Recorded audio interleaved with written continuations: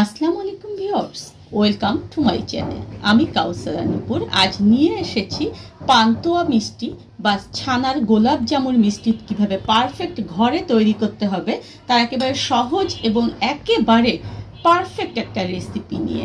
আপনারা আমার এই ভিডিও দেখে যদি মিষ্টি তৈরি করেন তাহলে দেখবেন যে আপনাদের পান্তুয়াগুলো একেবারে দোকানের মতো সুন্দর হবে এবং একেবারে রসালো হবে। দেখুন, আমি মিষ্টিটা আপনাদেরকে কেটে দেখাচ্ছি যে ভিতরটা কতটা সুন্দর। এটা কিন্তু ভিতরটা অনেক অনেক বেশি সুন্দর এবং এটা যখন রস দেওয়া হয় তখন কিন্তু এটা একেবারে রসে টইটুম্বুর হয়ে থাকে। আপনারা অবশ্যই আমার এই ভিডিওটা দেখবেন এবং দেখে ঠিক এভাবে করেই আমার অন্যান্য মিষ্টিগুলো যেমন তৈরি করেছেন সেরকমভাবে পারফেক্ট একটা রেজাল্ট পাবেন। আসুন দেখে আসি কিভাবে এই পান্তুয়া মিষ্টিটা তৈরি করতে হবে। যে কোনো মিষ্টি বানানোর আগে এই ছানাটাকে পারফেক্ট করে তৈরি করে নিতে হবে। আর আপনাদের ছানা যদি পারফেক্ট হয় তাহলে দেখবেন যে ইনশাল্লাহ আপনাদের মিষ্টিগুলোও অনেক সুন্দর হবে। আর আমার যে মিষ্টির ভিডিওগুলো রয়েছে সেগুলোতে আমি ছানা পারফেক্টভাবে কিভাবে বানাতে হবে সেটা দেখাই জন্যই সবাই আলহামদুলিল্লাহ আমার ভিডিওগুলো দেখে অনেক সুন্দর মিষ্টি বানাতে পারে। আমি আজকে এখানে 1.5 লিটার দুধ নিয়েছি ছানা করার জন্য। আর এই দুধটাকে আগে আমি টকবগে ভালো মতো গরম করে নেব। দুধটা দেখুন যে খুব সুন্দরভাবে কিন্তু টকবক করে বলক চলে এসেছে। এটা কিন্তু বেশি জাল দেবেন না, ঘন করা যাবে না। এখন এই অবস্থায় এসে চুলার জালটা আমি একদম বন্ধ করে দিলাম, দিয়ে দুধটাকে জাস্ট একটু এভাবে করে নেড়ে চেড়ে নিলাম। এখন আমি একটা কাপে দেখুন যে 2 চা চামচ পরিমাণ ভিনেগারের সঙ্গে 2 থেকে 3 চা চামচ পরিমাণ পানি মিলিয়ে একটা দেখুন যে তরল পদার্থ তৈরি করেছে। অনেকে আমাকে জিজ্ঞেস করেছে যে আমি কি ভিনেগার ইউজ করি। আমি আপু এক এক সময় এক এক ভিনেগার ইউজ করি। আজকে আমি এখানে জান্নাত ভিনেগার ইউজ করছি। দেখুন এখন এভাবে করে একটু করে ভিনেগার আমাদেরকে দিতে হবে আর এটাকে নাড়তে হবে। একবারে কিন্তু পুরোটাই দেওয়া যাবে না, পুরোটা আমাদের নাও লাগতে পারে।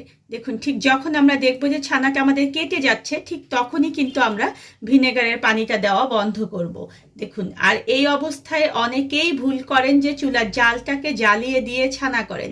সেটা কিন্তু পারফেক্ট নিয়ম না। দেখুন আমার কিন্তু একেবারে খুব সুন্দরভাবে ছানাটা কেটে গিয়েছে আর দেখুন যে পানিটা কিন্তু একেবারে গ্রিন একটা ভাব চলে এসেছে। এই অবস্থায় দেখুন যে জাস্ট এইভাবে একটা নাড়াচাড়া করে নিয়ে আমরা এই ছানাটাকে ঢেলে নেব।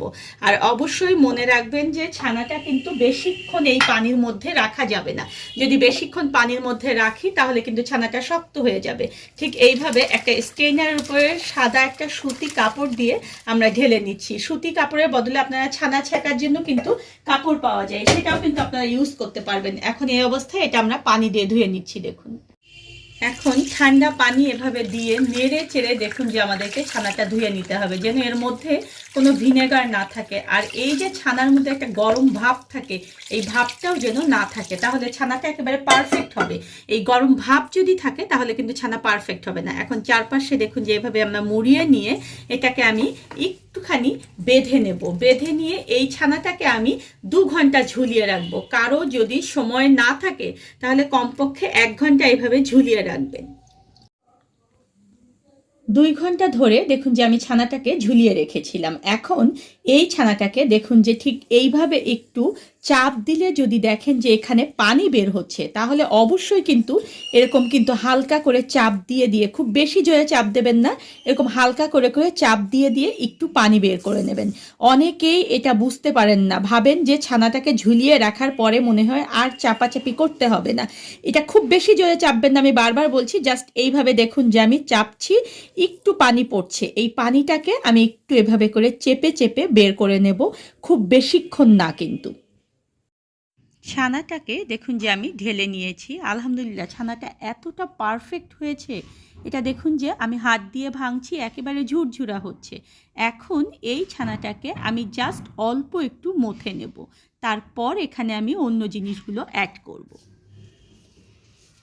এখন এর মধ্যে আমি এর যে ইনগ্রিডিয়েন্টসগুলো দরকার সেগুলো মিলিয়ে দিচ্ছি। আমি এখানে 2 টেবিল চামচ পরিমাণ সুজি নিয়েছি। একেবারে নর্মাল মোটা দানার যে সুজি আমরা কিনি বাজার থেকে সেই সুজিটা এখানে ব্যবহার করেছি। এখানে আমি 2 টেবিল চামচ পরিমাণ ময়দা দিয়েছি। যে কোনো ব্র্যান্ডের ময়দা এখানে আপনারা ব্যবহার করতে পারবেন। 1 টেবিল চামচ পরিমাণ চিনি, আমি নর্মাল যে রেগুলার চিনি আমাদের সেই চিনিটা দিয়েছি। আর 1/3 কাপ পরিমাণ আমি এখানে গুঁড়ো দুধ দিয়ে দিচ্ছি। যারা গুঁড়ো দুধ ইউজ করতে চান না তারা এখানে মাওয়া ব্যবহার করতে পারবেন সম পরিমাণে, কিংবা অল্প একটু কম করলেও কোনো সমস্যা নেই। আর এখানে আমি 1/4 টিস্পুন বেকিং পাউডার, এই বেকিং পাউডারটা কিন্তু খুবই অল্প, দেখুন যে আমি হাফ চা চামচ তার অর্ধেক নিয়েছি, জাস্ট 1/4 টিস্পুন এখানে নিয়েছি বেকিং পাউডার। এখন এগুলোকে একটু আমি মেখে নেব। আর এখানে আমি 1 টেবিল চামচ পরিমাণ ঘরে বানানো ঘি নিয়েছি। আমার চ্যানেলে দেখবেন যে কিভাবে ঘি বানাতে হয় তার একটা কিন্তু ভিডিও দেওয়া রয়েছে, দেখুন আমি ডেসক্রিপশন বক্সে সেটার লিঙ্ক আপনাদেরকে দিয়ে দেব। আপনারা সেই অনুযায়ী ঘি তৈরি করে ঘরে সংরক্ষণ করে রাখলে যে কোনো আইটেমে ব্যবহার করতে পারবেন। এই 1 টেবিল চামচ ঘি একটু একটু করে দেব আমি, দিয়ে এটাকে একেবারে মাখতে থাকবো এবং মেখে আমি এটাকে একটা সফট ডোতে পরিণত করব। যেহেতু এখানে সুজি দেওয়া রয়েছে তাই এটা কিন্তু একটু মাখতে হবে, 8 থেকে 10 মিনিট ধরে এটাকে আমি মথে নেব। ছানাটা যদি ভালো মথা না হয় তাহলে কিন্তু গোলাপ জামুন মিষ্টিটা ভালো হবে না। আর এই যে ইনগ্রিডিয়েন্টসগুলোর মধ্যে যেহেতু আমি বলেছি যে সুজি আছে, তাই এটা কিন্তু একটু ভালো করে এভাবে হাত দিয়ে মথে মাখতে হবে। আমার কিন্তু মাখাটা একদম শেষ হয়ে গেছে, একেবারে সফট একটা ডো হয়েছে। এখন কিভাবে বুঝবেন যে এটা একদম খুব সুন্দর হয়েছে?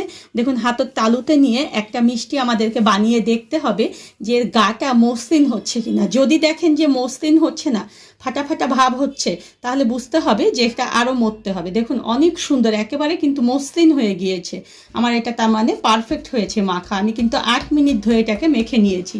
এখন চলুন শিরাটা উঠিয়ে দিই। শিরা করার জন্য আমি এখানে চিনি দিয়ে দেব 2 কাপ। গোলাপ জামুন মিষ্টির শিরাটা কিন্তু আগে করে রাখতে হয়, তার কারণ এটা কিন্তু কুসুম গরম শিরাতে দিতে হবে, একেবারে গরম শিরাতে দেওয়া যাবে না।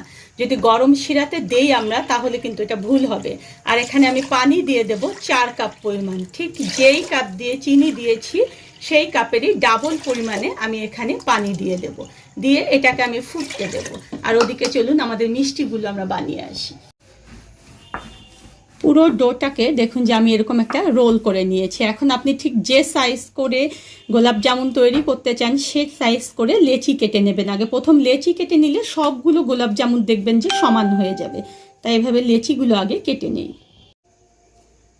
1.5 কেজি দুধের ছানা আমি এখানে ব্যবহার করেছি। আমি মোট 15টা অংশে ভাগ করে নিয়েছি। এখন একটা করে অংশ এভাবে হাতের তালুতে নিয়ে প্রথমে একটু চাপ দিতে হবে। চাপ দিয়ে একেবারে গোল গোল করে তৈরি করব। আপনারা কেউ যদি চান এটা লম্বা শেপে তৈরি করতে সেটাও করতে পারবেন, তবে গোলাপ জামুন বা পান্তোয়া কিন্তু সবসময় একটু গোল শেপ হলে ভালো লাগে, এবং বাজারেও কিন্তু গোল শেপে পাওয়া যায়। এভাবে ভালো করে এই গাটা কিন্তু মসৃণ করতে হবে। অনেকেই বলেন যে মিষ্টি হওয়ার পরে গায়ে একটু ফাটা ফাটা ভাব থাকে, সেটা কি কারণে? সেটা কিন্তু ছানা যদি ভালো মথা না হয় সেটা একটা ব্যাপার, আর এভাবে করে মসৃণ না করলে সেটা একটা ব্যাপার। দেখুন কতটা মসৃণ হয়েছে, দেখেছেন? ঠিক এইভাবে করে আমি সবগুলো পান্তোয়ার মিষ্টি বানিয়ে নেব। মিষ্টিগুলো কিন্তু আমার সব দেখুন যে এখনো বানানো হয়নি, ওদিকে কিন্তু আমার শিরাটা হয়ে গিয়েছে। চলুন দেখে আসি শিরাটার কি অবস্থা। শিরাটা দেখুন যে আমার কিন্তু একদম সুন্দর মতো বলক চলে এসেছে। এটা কিন্তু খুব বেশি ঘন করা যাবে না। আমি যে চিনিটা এবং পানিটা দিয়েছি সেটা কিন্তু একদম পারফেক্ট। এই অবস্থায় দেখুন দেখতে হবে যে আর চিনি কোনো অবশিষ্ট রয়েছে কিনা। যদি চিনি দেখবেন যে অবশিষ্ট নেই, তাহলে এই শিরাটাকে আমরা ঢেকে রেখে দেব পাশের চুলায়। আর এই চুলাতে আমি উঠিয়ে দেবো একটা কড়াই, সেখানে আমি তেল গরমে উঠাবো। আগে কড়াইটাকে আমি ভালো মতো গরম করে নেব, নইলে কিন্তু মিষ্টিগুলো নিচে লেগে যায়। কড়াইয়ে যখন দেখবেন যে একদম পানি শুকিয়ে গিয়েছে এবং ভালো মতো গরম হয়ে গিয়েছে, তখনই এখানে তেল দিয়ে দেবেন। এটা কিন্তু একটা টিপস, যখন ওই কড়াইটা গরম না করে আমরা তেল দিয়ে দেই তখন কিন্তু গোলাপ জামুনটা নিচে লেগে যায়। তাই সব সময় মনে রাখবেন যে কড়াইটা ভালো মতো গরম করে তারপরে তেল দেবেন। আর তেলটা কিন্তু একটু বেশি দিতে হবে যাতে করে মিষ্টিটা তেলের মধ্যে ডুবে যায়। এখন তেলটাকে আমরা গরম করতে করতে আর বাকি মিষ্টিগুলো বানিয়ে আসি। সবগুলো মিষ্টি দেখুন যে আমি সুন্দর করে বানিয়ে নিয়েছি। আমি দেখুন যে একটু ডো কিন্তু রেখে দিয়েছি। এটা কেন দিচ্ছি?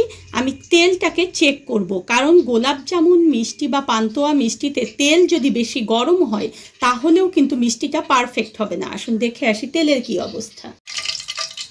তেলটা চেক করার জন্য দেখুন যে আমি একটু ডো রেখেছিলাম, সেটা দিয়ে দিচ্ছি। দেখুন চারপাশে কিন্তু বুদ বুদ দেখা যাচ্ছে, তার মানে বুঝতে হবে যে আমার তেলটা হয়ে গিয়েছে। এই অবস্থায় চুলার জালটাকে আমি মাঝারি লো করে দেব। সব সময় মনে রাখবেন যে পান্তুয়া মিষ্টি বা গোলাপজামুন মিষ্টি কিন্তু সব সময় মাঝারি লো আঁচে ভাজতে হবে।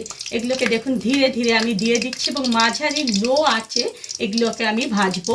তবে এখনই আগে আমি কিন্তু এগুলোকে নাড়বো না। এগুলো যখন ফুলে একেবারে তেলের উপরে উঠে যাবে তখন এগুলোকে আমি একটু নেড়ে দেব। দেখুন আস্তে আস্তে কিন্তু অল্প আঁচে এগুলোতে কালার চলে আসছে। এই অবস্থায় কিন্তু এগুলোকে একটু উল্টিয়ে পাল্টিয়ে আমরা লাল লাল করে ভেজে নেব। মিষ্টিগুলো ভাজার সময় কিন্তু অনবরত এভাবে নাড়তে হবে, তাহলে দেখবেন যে সবগুলো মিষ্টির কালার একই রকম হবে এবং সবটা পাশ একই রকম হবে। এখন মিষ্টিগুলো ঠিক এই অবস্থায় আমি এগুলোকে তুলে নেব এবং এগুলোকে আমি একটু ঠান্ডা করে তারপরে শিরায় দেব। একেবারে গরম অবস্থায় কিন্তু আমি এগুলো শিরায় দেব না। এখন শিরাটা দেখুন যে আমার কিন্তু কুসুম গরম, খুব বেশি গরম কিন্তু না। আবার মিষ্টিটাও কিন্তু আমি দেখুন যে হাত দিয়ে এভাবে ধরতে পারছি, তার মানে এটা হালকা গরম। এই অবস্থায় শিরায় আমি এগুলোকে ছেড়ে দিলাম এবং এগুলোকে আমি 2 মিনিট এভাবে একটু নেড়ে চেড়ে এগুলোকে ঢেকে রাখবো 5 মিনিট।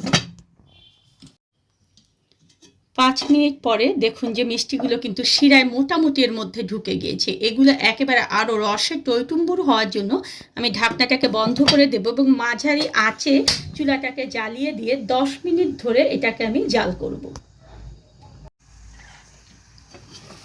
দেখুন পান্তুয়া মিষ্টিগুলো আমি 10 মিনিট ধরে মাঝারি আঁচে জাল করে নিয়েছি। এগুলো দেখেছেন কত বড় হয়ে গিয়েছে। এখন চুলার জালটাকে বন্ধ করে দিয়ে এই অবস্থায় এগুলোকে আমি ঢেকে রাখবো 4 থেকে 5 ঘন্টা, যাতে করে এটা ঠান্ডা হয়ে শিরাটা একেবারে ভিতরে চলে যায়। সারা রাত মিষ্টিগুলোকে আমি রেখে দিয়েছিলাম। দেখুন এগুলো কতটা পারফেক্ট হয়েছে। আমার এই রেসিপি ফলো করে আপনারা যদি পান্তুয়া মিষ্টি তৈরি করেন তাহলে দেখবেন আপনাদের মিষ্টিগুলো একেবারে পারফেক্ট হবে।